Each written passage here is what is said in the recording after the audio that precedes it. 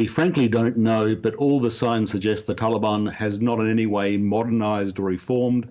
They have put on a good public relations campaign with the so-called peace process, but the underlying violence and the threats they're making to the people of Afghanistan suggest this is the Taliban we saw in the 1990s, and that's pretty grim news.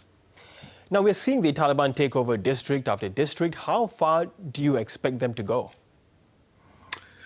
There was some optimism that it could take years for them to take control of the country, but at the moment they're moving much faster than had been anticipated.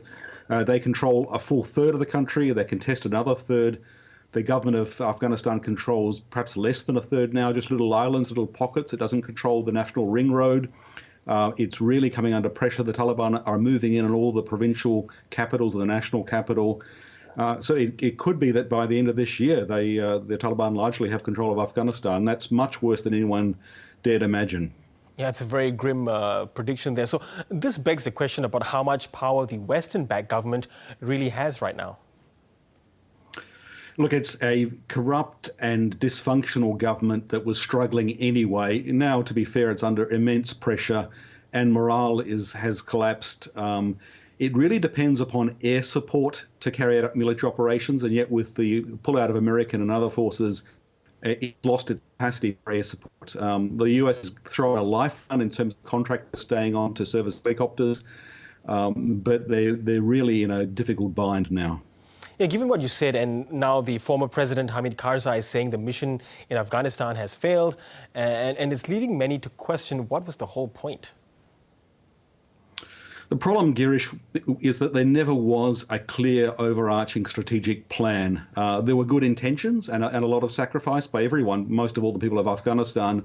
But in terms of the NATO ISAF coalition and the presence since, there never really was a plan. The initial idea going to Afghanistan after the 9/11 attacks was to get bin Laden and the Al Qaeda leadership. They didn't quite succeed in that, but they made progress.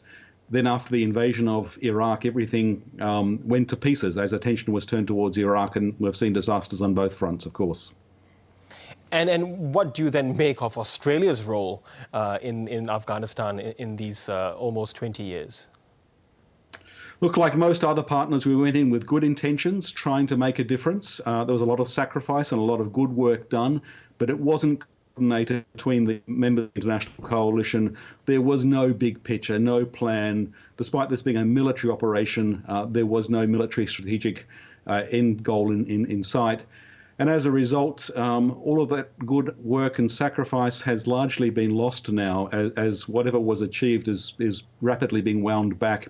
And the people who worked with us are now at risk of their own lives for having worked with us. And of course, the Taliban has always had a presence in Pakistan. How do you see Islamabad's role in Afghanistan moving forward? The key thing is that it's the ISI, the intelligence wing of the military, that has thought that it could use the Afghan Taliban to its own advantage. And it probably still thinks that it's in control. I think it's going to get a very rude awakening because it will also suffer from the Pakistan Taliban, which are being protected by the Afghan Taliban.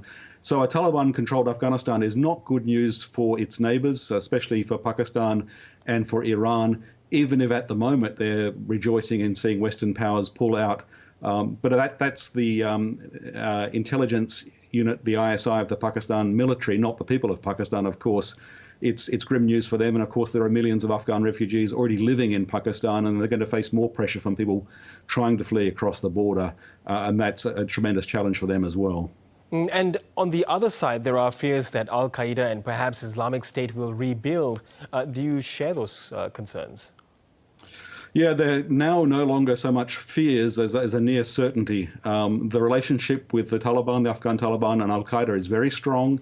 They share the same worldview. Admittedly, the Afghan Taliban are focused on Afghanistan domestically, and Al Qaeda has a more global perspective. But this will embolden Afghanistan, the Al Qaeda in Afghanistan, and project a message to their community of supporters around the world that they have stayed the course, they've fought the long fight, and they've prevailed.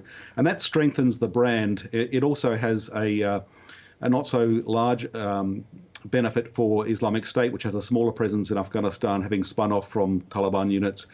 But basically, this will help Al Qaeda increase its recruitment and operations around the world, because it will seem to be on the side of victory. And that's indeed what the leaders of Al Qaeda have been saying in the earlier months of this year. It's hard to fight back against that narrative. Yes, and in terms of Afghanistan's future, I found it really interesting that China wants to play a greater role there. Firstly, can you see that happening, and what are the motives? What are Beijing's motives? Look, I think Beijing thinks it can play a role in Afghanistan like it plays in Myanmar, sort of very transactional and limited. I think it's going to be much harder for China to play a role in Afghanistan than in Myanmar. China has been talking up sort of monsters of Islamist terrorist enemies, particularly in Xinjiang. They've over-exaggerated that threat, but in Afghanistan there's a real monster in the form of the Taliban and Al Qaeda, and I don't think they're going to find it easy to deal. So I think, notwithstanding the sort of spin that the Chinese government is putting out at the moment, I think they're going to find it very distasteful to engage with a Taliban-controlled Afghanistan.